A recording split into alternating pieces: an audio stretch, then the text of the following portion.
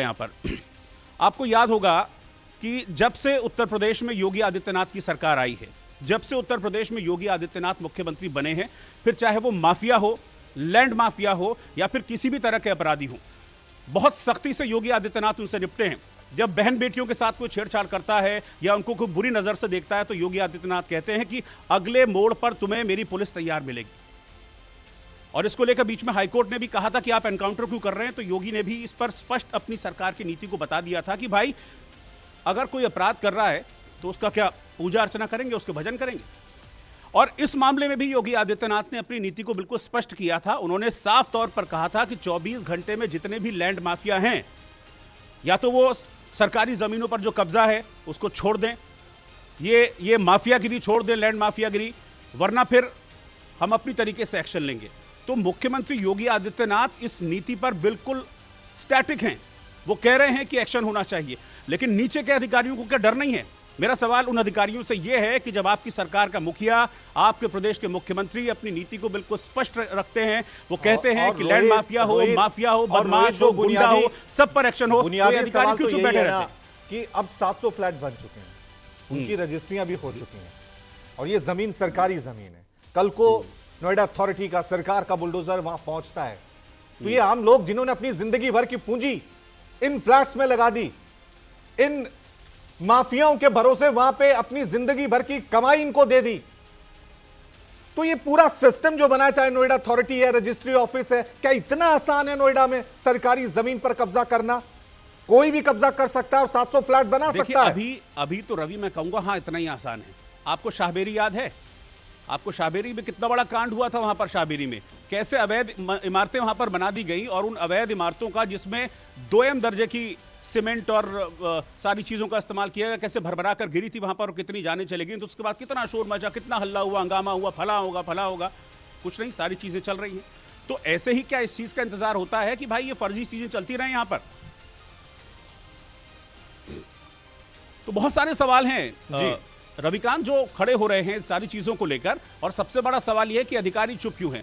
मैं आपको एक आदेश दिखाता हूं, ये 27/8/2025 का आदेश है, यानी कि लास्ट ईयर अगस्त महीने का आदेश है, जिसमें यह साफ तौर पर कहा गया है, बाकायदा जिक्र किया गया है। इसमें जो खसरा नंबर है उनका भी नाम है, उपरोक्त विषय अवगत कराना है कि सलारपुर का मामला है, और इसमें खसरा नंबर 795, 796, 797, 798 की इसमें ये अनुसूचित क्षेत्र के अंतर्गत आता है। और इसमें जो ये सारे खसरे हैं 795, 96, 97, 98 ये राज्य सरकार के नाम पर दर्ज हैं, लेकिन इसमें भी अवैध अतिक्रमण हो रहा है।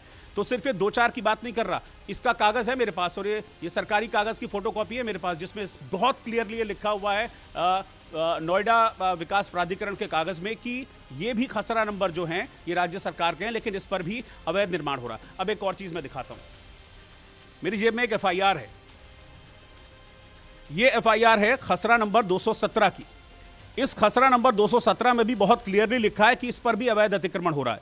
तो ऐसा नहीं है कि खसरा नंबर 226, खसरा नंबर 227 एक दो खसरों का मामला हो, ये बहुत सारा मैटर्स है, बहुत सारी जमीन है। इसीलिए हम इसको बार बार कह रहे हैं कि ये हिंदुस्तान का सबसे बड़ा जमीन घोटाला है, और हिंदुस्तान का सबसे बड़े लैंड घोटाले के पीछे एक ही नाम निकल कर आता है बार बार, वो है महर्षि। इसमें भी 217 का जो जमीन घोटाला है, इसमें भी बहुत सारे नाम है, लेकिन इसमें एक नाम जो है जिसका जिक्र हम पहले भी अपने शो में कर चुके हैं, वो है जय भगवान चौहान का नाम। ये बाकायदा इस FIR में जय भगवान चौहान का नाम दर्ज है कि 217 में खसरे में अवैध तरीके से जो कब्जा किया गया है उसमें 9 लोगों के खिलाफ FIR है, और उन 9 लोगों में एक जय भगवान चौहान का नाम है, पूरा लिखा है जय भगवान चौहान, पिता का नाम महावीर, छपरौली बांगर, नोएडा, सेक्टर 39, कमिश्नरेट, गौतम बुद्ध नगर, उत्तर प्रदेश, भारत। इसके अलावा और भी नाम है। तो आप ये देखिए कि ये चल रहा है खेल, और मैं सिर्फ 700 की सीरीज की बात नहीं कर रहा हूं जी, 800 की सीरीज भी है। एक मिनट, मैंने शायद उनको नोट भी किया था, मैं आपको बताता हूं। 800 की सीरीज की भी जो खसरे हैं। अच्छा, एक चीज और भी देख लीजिए कि इतनी देर हो गई मुझे प्रियांशु को कहे हुए, लेकिन अभी तक किसी अधिकारी का फोन लगा नहीं है या उठा नहीं रहे। क्या हुआ प्रियांशु?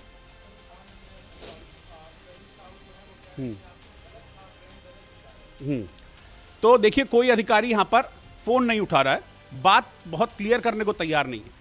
हम सीधा सीधा ये कहते हैं कि भाई आप बात तो कीजिए, हम जो दिखा रहे हैं उस पर आप बात कीजिए। हम जो अगर सरकारी दस्तावेज आपको दिखा रहे हैं, आप उसको बताइए, आप बताइए कि उस पर एक्शन क्या हो रहा है, नहीं हो रहा है, क्या सरकार की नीति है, क्या अथॉरिटी की इसको लेकर एक्शन की नीति है।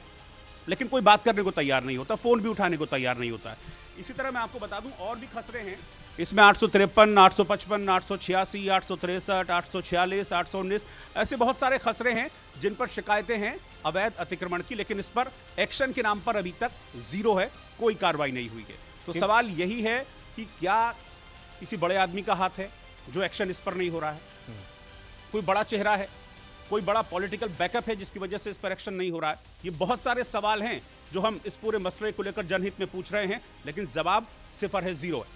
और रोहित, इसमें सवाल ये हो जाता है, ठीक है, क्योंकि नोएडा अपने आप में बहुत बड़ा एरिया है, ठीक है, नोएडा अथॉरिटी को मालूम नहीं हुआ कि उनकी जमीन पे किसी ने इस तरह से कब्जा कर लिया, यह सब अतिक्रमण वहां पे चल रहा है, लेकिन हम सबूत दिखा रहे हैं ना, एक एक पन्ना दिखा रहे हैं ना, रिपोर्ट दिखा रहे हैं ना, उसके बाद हमें क्या मिल रहा है रोहित? हमारे रिपोर्टर जो फील्ड पे जाते हैं उनको धमकियां मिलती हैं, और ये शख्स जो टीवी स्क्रीन पे दिख रहा है, जय भगवान की धमकी दी है, मेरा कुछ बिगाड़ लो, मेरा कोई कुछ नहीं कर सकता, मेरे पे तो कई पहले से एफआईआर है। क्या वाकई में ये देश ऐसे लैंड माफियाओं के हिसाब से चलेगा, संविधान से चलेगा, कानून से चलेगा? कोई डर नहीं है इनको, किसी भी जमीन पे कभी भी कब्जा कर लेंगे? देखिए, यही तो बात है कि जो राज्य सरकार के मुखिया हैं वो इस चीज को लेकर स्पष्ट तौर पर अपनी नीति कहते हैं जैसा मैंने पहले भी आपको बताया कि हम किसी भी तरह से सरकारी जमीन पर कब्जा नहीं होने देंगे। बहुत क्लियरली कहा था मुख्यमंत्री योगी आदित्यनाथ ने कि कोई भी सरकारी जमीन पर अगर कब्जा है तो 24 घंटे में उसको हटा लीजिए, उसको खत्म कर लीजिए, नहीं तो फिर भूमाफिया के खिलाफ हम सख्त एक्शन लेंगे। लेकिन उसके बावजूद अगर अधिकारी एक्शन नहीं लेते हैं तो सवाल यही खड़ा हो रहा है कि क्या अधिकारी अपने प्रदेश के मुख्यमंत्री, जो कि स्टेट में इस तरह की भूमाफियागिरी को खत्म करना चाह रहा है, माफियागिरी को खत्म करना चाह रहा है, उनके आदेशों को नहीं सुन रहे हैं? आपकी सरकार की नीति बहुत पूरी तरह से स्पष्ट है, तो क्यों अधिकारी उस नीति पर नहीं चल रहे हैं? क्यों अधिकारी संरक्षण दे रहे हैं? क्या किसी बड़े शख्स का हाथ इन सारी चीजों के पीछे है? क्या कोई पॉलिटिकल बैकअप है, जैसा कि मैंने पहले भी आपको कहा? तो ये बहुत सारे सवाल खड़े होते हैं, क्योंकि ये इनएक्टिवनेस जो दिखती है ना इस तरह के केसेस में, ये इनएक्टिवनेस बहुत सारे सवाल खड़े कर रही है। और ये सिर्फ नोएडा की बात नहीं है, मैं आपको बता दूं कि पूरे उत्तर प्रदेश में कई जगह इस तरह की भूमाफियागिरी चल रही है, इस तरह से अवैध कब्जे चल रहे हैं, लेकिन इसके बावजूद एक्शन के नाम पर अभी तक चीजें जीरो हैं। सिर्फ नोएडा की बात और रोहित, अपने दर्शकों को सुना दें, अपने दर्शकों को सुना दें कि भूमाफिया को लेकर सूबे के मुख्यमंत्री योगी आदित्यनाथ ने क्या कहा। प्रधानमंत्री मोदी भी बहुत कुछ कह चुके हैं, चेतावनी देते हैं, लेकिन उन सब के बावजूद जो नीचे अधिकारी होते हैं वो भ्रष्टाचार के मामले में ये सब कुछ करते हैं। क्या कुछ कहा है, पहले वो सुन लेते हैं। 24 घंटे का समय दे रहा हूं। उत्तर प्रदेश के अंदर जिस भी सरकारी भूमि पर किसी भूमाफिया ने कब्जा किया है उसको तत्काल छोड़ दें।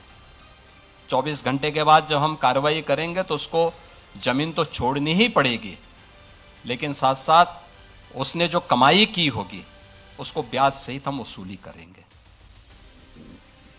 रोहित, ये साफ और सीधा संदेश यूपी के तमाम लैंड माफिया को सीएम योगी आदित्यनाथ की तरफ से, लेकिन जिन पे ये जिम्मेदारी होती है रोहित, नोएडा अथॉरिटी पे, नोएडा पुलिस पे या फिर ईडी की टीम पे, वही नीचे कार्रवाई नहीं कर रहे हैं। इस मामले में ही देख लीजिए, सबूत उनके पास है, अवैध बिल्डिंगें, अतिक्रमण, हर चीज उनके सामने है, लेकिन खामोशी, नील बटा सन्नाटा। देखिए, मैं आपको बताऊं रविकांत, जब हमने इस मुहिम की शुरुआत की थी तो बाकायदा एक मेल भेजा गया था महर्षि संस्थान को कि हमारे पास इस तरह के दस्तावेज हैं, हमारे पास इस तरह के सारे कागजात हैं जो ये इंडिकेट करते हैं कि आपका इन्वॉल्वमेंट है इस तरह के लैंड घोटाले में। तो क्या आप इसको डिनाई करते हैं? और डिनाई करते हैं तो आइए अपना पक्ष रखिए। हमने 24 घंटे का समय उनको दिया था, लेकिन 24 घंटे में किसी भी तरह का कोई जवाब वहां से नहीं आया। इसका मतलब कि कहीं ना कहीं कुछ घोटालेबाजी थी, इसीलिए वो चुप रहे, कुछ इस पर बोले नहीं। लेकिन जब न्यूज़ इंडिया ने इस मुहिम को चलाया, खबर को दिखाया, तो अधिकारियों में खलबली मची और ऊपर तक ये बात गई। लेकिन सबसे बड़ी बात यह है कि इसको एक्सेप्ट करने के लिए कोई भी अभी तक राजी नहीं है, और एक्सेप्ट करेंगे तो यानी कि आप समझिए कि गठजोड़ उजागर होगा। अब अगर एक बहुत सीधी सी बात है कि किसी ने फर्जी रजिस्ट्री की है तो ऐसा तो नहीं होगा कि उसने घर पे बैठ के फर्जी रजिस्ट्री के कागज बनाए और जमीन अपने नाम कर ली।